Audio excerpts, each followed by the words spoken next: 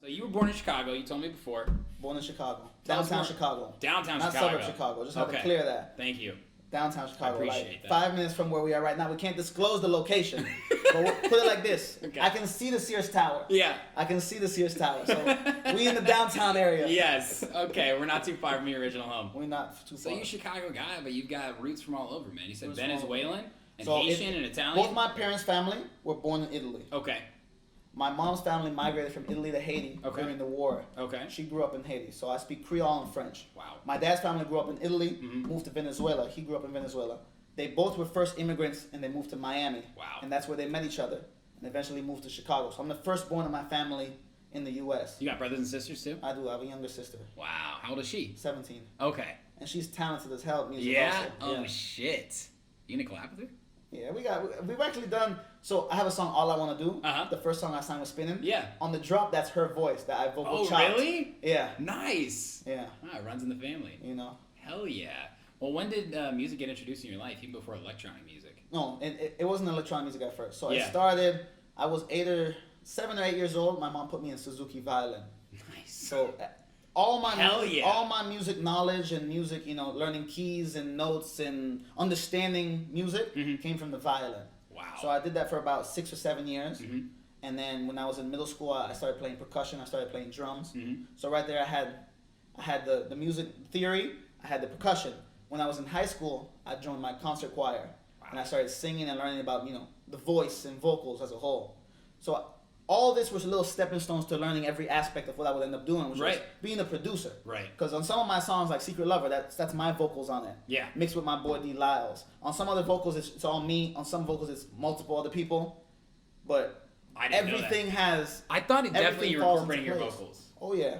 Like my song All I Want to Do, I had Yeah. one night, I'll give you just an example, right? Yeah. I made the beat in like 10 minutes. The sketch of the beat, Sure. just the Skeleton, The gotcha. skeleton, right? Yeah. And then, it's late at night, I'm drinking a little wine. I start freestyling because I Yeah. grew up on, and we'll go back to this. I grew Yeah. up on the hip hop in Chicago. Right. So at first I was also rapping. So that helped me to learn how to kind of just get ideas out very fast. Yeah, yeah, yeah. And that's how I approach music. I approach music like I can't just sit down with the beat 30 minutes and just listen to write. The first idea, it has to be right there. Yeah, Within yeah, a yeah. minute, I have to have an idea. Yeah. So I was just freestyling ideas, and the whole hook I had down in like 2-3 minutes. And I'm like, yo, this is special, this one. Oh, don't you love when that happens? Yeah, and then, of course, then it takes, another 30 hours to develop the whole song, get the vocals tuned perfectly. Yeah, of the course. beat. But the initial idea, which is the most important creation part of it, Right. was in minutes. Wow. So when did you actually start producing, or did you DJ first? No, it was always producing first. So now let's go back now. Yeah, yeah, yeah. So we'll go back. Around 13 years old, Yeah. 12 or 13, Yeah. I had gotten GarageBand. Okay. And then we had gone to the Apple Store one year.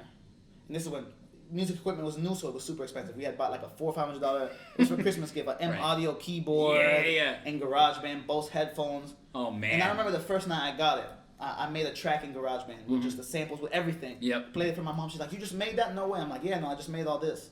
So I had this love for like a year or so from 12 to 13. Yeah. But then I kind of put the toys aside. Right. Because I was It's hard to know what you want to do. I was playing soccer though from 5 to 15, like Right. religiously, 5 days a week, travel soccer, traveling on What position planes. were you? Forward, left wing, Oh, of course. left footed. Scorer. You know, Yes, baby.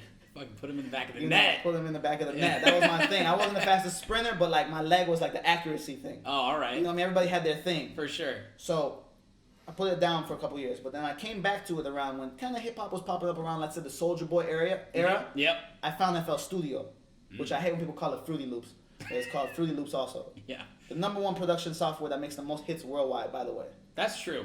So I That found is FL Studio around 15 because at first I was using GarageBand and Logic, but I couldn't find my workflow with those. It's tough. It was almost too clean. Yeah. FL Studio came like the room is messy, Yeah. but instantaneously like you can go get the shoes over there, the wallets here. Right. You don't have to go see which drawer you moved it in. Yeah, yeah, yeah. If you get the analogy. Yeah, absolutely. So I found FL Studio and I started looking at. I learned music on YouTube, how to produce on YouTube. YouTube University. University. Yeah, baby. So I was just watching YouTube videos and I started learning how to do FL Studio. And that's where I felt like, okay, this can be something. Mhm. And like at first, I made like 200, 300, 400 beats within a year or 2 years, I'm Jesus. 15, 16 at the time, Yeah. man. It's crappy beats, but like you're getting somewhere. You're having fun. I'm learning how to make the song. Were you learning doing how this to with make the anybody, art. or is this all no, on your it's own? really all on my own. Wow. All on my own. Yeah. So 15, 16, you know, I'm learning music. I'm still doing concert choir and whatever. Right. And I'm putting some tracks out, some rap tracks, some hip hop beats out. And, you know, they get a little, you know, throughout my high school, people are seeing it, people are listening. Right. But then I keep progressing a little bit. At 18, I get accepted to Marquette University in Wisconsin. Mm-hmm. At this time, too, it's like I'm following, you know, I got good grades. I'm following education. Right. Make my family proud, you know, Yeah. whatever. And, okay, I go to business school. While I'm in Milwaukee is when the whole real addiction and love really, it locks in. Yeah. Every night I'm in the dorm room, headphones in, making beats. And now I'm at this point, I'm like on the, let's say 500 to 1,000 beat. So now it's like the songs are starting to like have good melodies, sound quality is getting better. Are you formulating what is now the Gianni Blu sound? Or No, was I it don't kind of think just so. all over the place? No, it was all over the place still. Okay. And it's still, but to getting me, better. it's getting better. Right. I feel like I have that, it's getting better. Right. So I'm making beats. And then this is around the Chief Keef era of Chicago, 2012, 2013. Can't spell sober. Yeah. You know, Yeah, this is shit I don't like. Yeah. So I started getting in touch with a lot of these people in the industry. Yep. And I'm the youngest looking guy in there, you know. I'm around some gangsters. I'm around a lot of different personas. And I'm telling these guys, no, re-rap that, put this ad-lib like this, do this. Yeah. So, you know, I had the confidence early on to be put in these situations where I don't think a lot of people would feel comfortable. Right. But growing up in Chicago, you know, I went to Whitney Young public school. Mm-hmm. I was around so many different people, and growing up, you know, Italian, Haitian. Right. I'm good with all ethnicities and all cultures. Well naturally, said, absolutely. You know what I mean? Yeah. And I pride myself in that, you know. Yeah. And that's why I pride myself up growing up downtown Chicago, because I grew up with blacks, Asians, Latinos, everybody. Right. You know what I mean? So I'm making hip hop beats, and then my first Gianni Blu big song is called Crazy. Mm-hmm. It's with King Louie, Lil Bibby, and my boy EMP. That's one we just listened to. You Yeah. know, King Louie was working with Kanye West, Grammy Award winning writer. Lil Bibby signed to Juice WRLD. Lil Bibby's not even rapping no more. He got millions of hit songs with Nicki Minaj. What happened Nicki to him? Minaj, Juice WRLD. He just became a CEO. He signed Juice WRLD. You don't gotta really do much after that. True, yeah. Juice WRLD top 10 streaming artist last year. That's true. You don't gotta do too much. Right. So and I shot the music video, and that was like the first song where people were like, whoa, okay, Gianni doing something serious. Yeah. You know, got 200,000-300,000 plays. And I'll tell you what's funny. Even to this day, where I'm 10, 20 times bigger as a brand now. Yeah. When that song came out for those 5-6 months, I would go everywhere in Chicago. They'd be like, Gianni Blu. To show you how we were talking before this interview, how more visual the hip hop sound and the hip hop branding is. Everywhere I would go, people would be like, yo, Gianni Blu, I seen that crazy video, whatever, let's get in the studio. Yeah. You know what I mean? Yeah. Hip hop's so visual. Right. People heard that song on YouTube. They watched it. It was your face and your music. Exactly. Tied in together. Whereas now, dance music, we were talking earlier. Yeah. You know, we'll come back to this a little later. Right. Dance music is so much more the beat and the streaming. Right. So, I had that song Crazy. I did a couple more records with Sasha Go Hard, Katie Got Bands, all big Chicago hip hop names at this time. Yeah. These girls are signing deals. These guys are signing deals. You know, they're getting on. Right. So I put a bunch of these hip hop records out. I did a song with Frenchie, Waka Flocka's cousin, who was signed with Gucci Mane. Yeah. A bunch of hip hop artists, man. Right. But this wasn't the full Gianni Blu sound yet. Yeah. I had just fallen into this kind of this bubble, and I loved it. Right. And I still make hip hop beats all the time. Mm-hmm. But I'm like, I'm gonna come back to this hip hop sound when I build the Gianni Blu dance sound, to then merge it almost on that Diplo type of level, where I can make the pop dance, but then bring in the hip hop elements. Were you making house music, or I had started to. Okay. Excuse me. I had started to. What was going inside you creatively then at that point? You were making the rap beats. Were you getting sick of it, or you wanted to explore different avenues? I just felt like,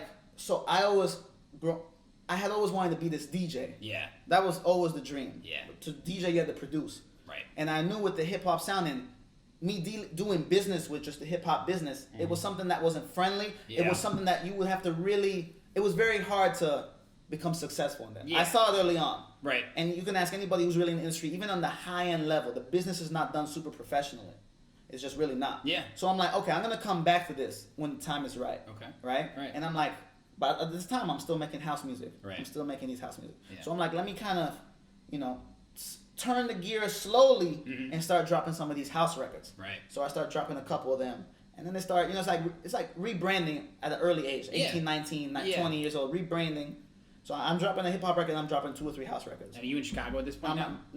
So I'm about to be back in Chicago. About to be back in Chicago. So let me hit Chicago. you with this. Right. So I'm about 20 years old. It's a Saturday. I'm taking my mom to a wedding for my godmother, who just died actually. Rest in peace Yeah, to Yvonne. I loved her more than anything. Yeah. But it was a wedding for one of her nieces and nephews. Mm-hmm. So it was a Saturday afternoon. It was raining super hard in Chicago. I had dropped my mom, and I said, I'll come pick you up later at night, 9, 10 p.m. So I'm driving Lower Wacker. Rain is crazy, torrential rain. My car hydroplanes. I go into a wall, crazy accident. Shit. People don't know how I actually walked away so easily. No, I mean, I tore a ligament kind of in my side, but overall it was okay, you know? Yeah. And that moment, I don't know what happened. The next 2 days, I started looking at, okay, I gotta change my life. I want to do music full time. Wow. And then this was like the last week of the cutoff to transfer for the spring semester at Columbia. Mm-hmm. Like it was like the Thanksgiving week, the week before Thanksgiving. Funny enough, it's like around this time right now. Yeah. And then I sent all my application stuff in. Boom, send music, send art, whatever. Boom, I get accepted. I'm like, okay, we're transferring for the spring. All right. I can't remember the year. It might have been 2013 or 2014. Mm-hmm. One of those two. And then this was like the pivotal moment. I said, look, if I'm going to really do this, I got to go full in. 100%. I can't half-ass this. Yep. I got to learn the business. I got to learn how I can make this into something that I can be in it for 10, 20, whatever, how many years. Yeah. So, boom. I applied, got accepted. That spring, I moved back to Chicago. And I was like 2021. I don't think 21 yet. Right. 20 years old. That's insane. Yeah. You had that experience at that moment, at that time. I tell you, within 2 days, I figured everything out. And it was days before the cutoff. Who knows if it would have happened otherwise? Because if you had to do another semester, whatever, right? God, I mean, what an incredible timeline there. It's crazy. And you're back in Chicago. One of the things I believe the most about everything is everything's meant to be. Yeah. You know, like destiny or whatever. Mm-hmm. Whatever's supposed to happen is going to happen. I agree with that. Everything happens for a reason. The timing, whatever it is, it's like there's nothing that would have told me that I would have been in a car accident that week, trying to pick up my mom, to go into thinking of switching schools a week before the deadline, and then get accepted, and then boom. Yeah. You know, it's just the magic of the universe. You know, you believe it's God, believe it's faith, believe it was just meant to be. Right? That's honestly, yeah, for whatever anyone believes in, things happen for a reason. I believe it more than anything. I believe that so much, and that's why you just got to go one day at a time, plan ahead, work hard, but know that like everything can change and appreciate those changes. You gotta appreciate day to day also. Yeah, so true. Especially in what we do, you know, we're thinking about we got 10 shows, 20 shows on the calendar. Yeah. But you gotta also appreciate that night and that moment. Absolutely. And the little things also, because you start getting this thing where it's like, okay, 5 years ago I wanted to get this accomplishment. When I got it, I'm already thinking 10 steps ahead now. Yeah. But you gotta also take a step back and say, I appreciate this. Because I remember 5 years before, I couldn't get these shows or I couldn't get the music to these people. And now it's like nothing. So you got to also have that appreciation. You know? And you have to mentally step back sometimes to... I relate with that so much. To realize that. I just had my first opportunity at the Concord to open for Shiva San Walker Royce. I seen that was dope. I had that moment, man. I was up there and I was like... Big stage, big crowd. Damn, bro, this is happening. You know? Like, how many times have I been those people like, I wonder what it takes to get there? What did they do? I fucking worked really hard and I appreciated that moment and it felt that much more special. You always hear about, you know, people who are elderly or even like, you know, people who have been successful and they always say, I regret not living in the moment more because it was always, this is my job, I'm doing this, on to the next thing, on to the next thing, on to the next thing. Because we all going to get old.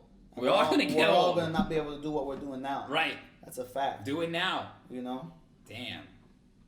So you're in Chicago, things are picking up for you. And then, boom, we're working on house music. Yeah. And I'm going to tell you this story. Yeah.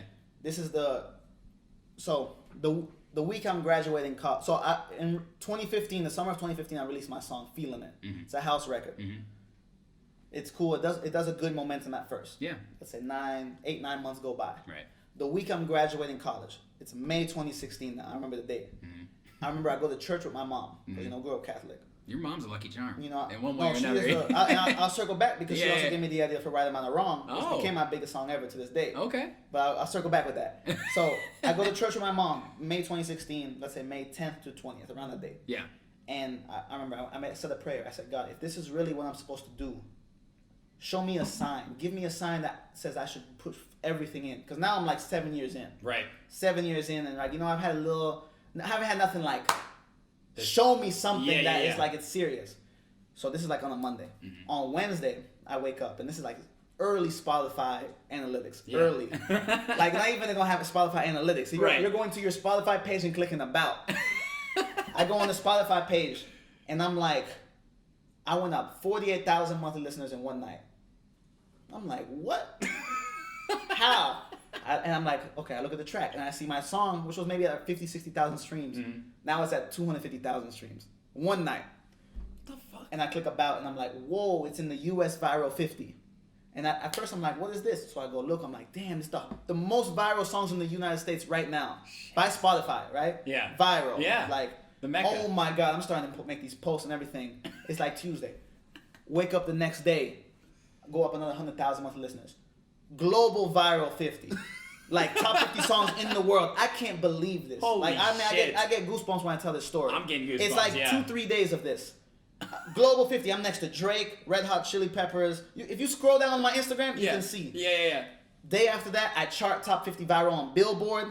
Martin Garrix puts the song in his playlist and his radio show. This is Thursday. I can't make this up. The same song, Feeling It. You haven't even graduated college.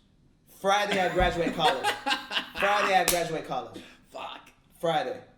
That's crazy. On Monday, I was asking for a sign to show me that I should dedicate my life to this craft and everything. And it happened like that. That's and incredible. I knew I'm going to just hit this. I'm going to just This is it. full train ahead. Yeah. Full speed. We're going with this. What was that feeling like in terms of just clarity? Man, it was just showing that, this could really happen. Yeah.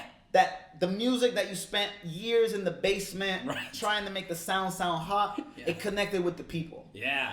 You know what I mean? Just maybe wasn't the right time. It just wasn't the right time. But You said 9 months the later. song was out 9 months. It had 100,000 streams. And you weren't really like doing. You were focusing No, on the I next was thing. done. I was Yeah. done promoting that song. Right. I was done. Of course. At that time, Yeah. I wasn't promoting the songs like I'm promoting now. Yeah. I was done with that song, and then all of a sudden, like I said, woke up. In that week, I went up like 200,000 monthly listeners, 500,000 streams on one song. I was like, we're going with this. It's incredible. We're going with this. Wow. We're going. And then I graduated, and the year before so I graduated at like 22 and a half, 23.